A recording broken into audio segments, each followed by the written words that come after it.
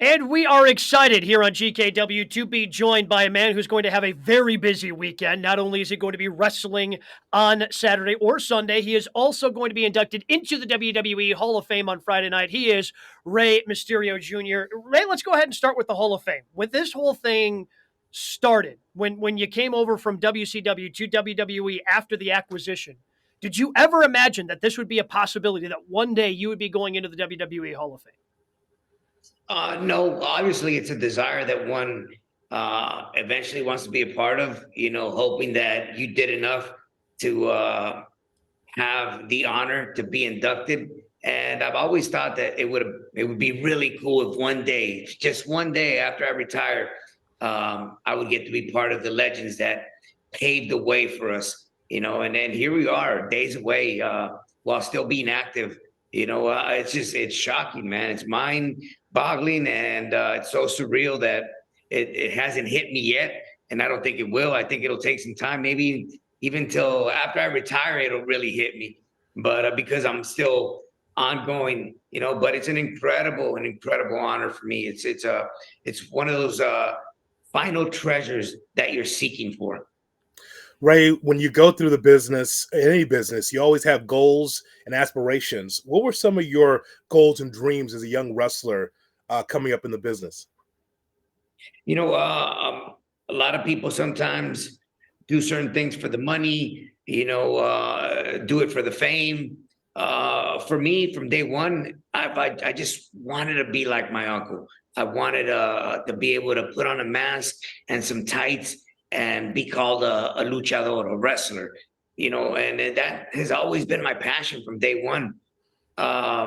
Just didn't know what came with the world of professional wrestling, the responsibilities, the beatings. Yes, I knew those came with it, at a very young age. But overall, my desire has always been one thing and one thing only, to be the best at what I'm doing, and I think over time, my sacrifices, my hard work, my dedication, my love, blood, sweat, and you name it, for this sport has always been at 1,000%. And I think that's when you put all of that in perspective, the reflection of that is, look, you're being given this huge honor to be inducted into the Hall of Fame. And you go, wow, I've made it. Like, I thought I made it before because I was in WWE, but now I've made it like way beyond that. Your style of wrestling when it came to the States and bingo halls across the country, it was innovative. It was something most fans hadn't seen. Now, as you watch pro wrestling, how crazy is it for you to see the influence you have on so many wrestlers in today's generation? It's awesome. It's really awesome to be able to say that I was one of the pioneers that kind of opened up, in a way, that style of wrestling. And very thankful for guys like the Kevin Nashes and the Scott Halls, that I was able to work with in WCW, that gave me the opportunity for people to believe in smaller guys, not only because of my style, but because of my height. I broke that stereotypical type of what a wrestler should look like. I don't think anybody else during that time was given the opportunity. So the fact that I was Hispanic, the fact that I was wearing a mask, and the fact that I was doing the style of wrestling that I have been doing for the past 34 years, piled up in one, it was incredible, man. And to see now the young bloods that are putting in the work, I see Ricochet and I go, oh my God, I thought I was pretty good at what I do. And he does things flawless, incredible. So when you look back and look at what's been already a Hall of Fame career, and I know you still have more out in front of you, what have been some of the favorite moments or storylines that you've been able to tell in your wrestling career? Definitely loved, and I'm taking you way back to when Dominic was 7 years old, the Eddie and Ray story, for the custody of Dominic.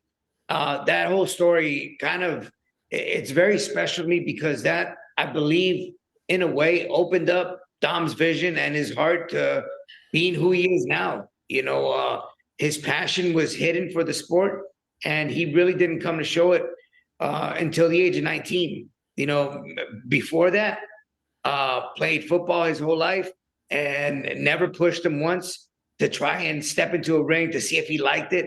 No, it came organically, and to see his growth now has been incredible. The storyline that I had with Kurt Angle coming into WWE for the first time, my first pay-per-view, SummerSlam against Kurt Angle, I think is one of the highlights of my career. Enjoyed very much working Kurt and love him to death. And along there was so many ups and downs being part of the SmackDown Six, along with Edge, Eddie, Chavo, Benoit, and Kurt Angle as well. We just there's just so much talent and so much knowledge to learn from all of these guys. Ray, when we go through life, sometimes we have ups and downs and try to figure out how to be able to overcome, left turns that happen in our careers. So I was thinking about your time in WCW when you had to unmask. How are you able to overcome that change in your career?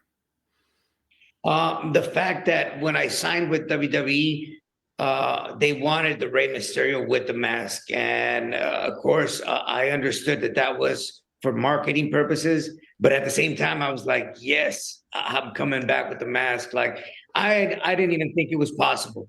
Like, that gave Rey Mysterio a rebirth. And during the time in WCW, when I lost the mask, I honestly believe that if I wouldn't have lost the mask, the Giant Killer wouldn't have been born. And I probably wouldn't have faced the Scott Nortons, the Bam Bam Bigelows, or the Kevin Nashes. That was kind of my breakthrough, to be able to be the underdog in the fight, against the Giants. And I think that kind of, maybe, I could be wrong, opened up the vision in Vince's or WWE's eyes to say, we can do something Ray over here, because there was no talent my size that were given opportunities like the one that they've given me over the past 20 years. Along those lines, in terms of opportunity, who are some of the guys that you look at now and say they just need that opportunity and then they'll have that sort of breakout success that you've had? Yeah, definitely Ricochet is one of the guys that I've enjoyed working with. Had the opportunity to work with him for a while when I was away from WWE, and enjoyed very much his style. I can't believe how incredibly athletic he is, and just how in shape he looks. He has so much passion for this sport. And the fact that other Hispanics are also jumping on board, like Dragon Lee, who's part of NXT right now, Humberto Carrillo, Angel Garza, Santos Escobar, and the Legado del Fantasma. Like, these are all young talent that are hungry, and not to say that any other talent isn't hungry. They're all very hungry, and everyone just wants to be given the opportunity. You just have to make sure that when that opportunity comes, that you're ready for it and you take advantage. Ray, we certainly appreciate the time. Congratulations, and I'm looking forward to seeing you go in on Friday night. Also looking forward to seeing you wrestle your son, Dominic, on Saturday or Sunday at WrestleMania in Hollywood. Thank you very much, guys.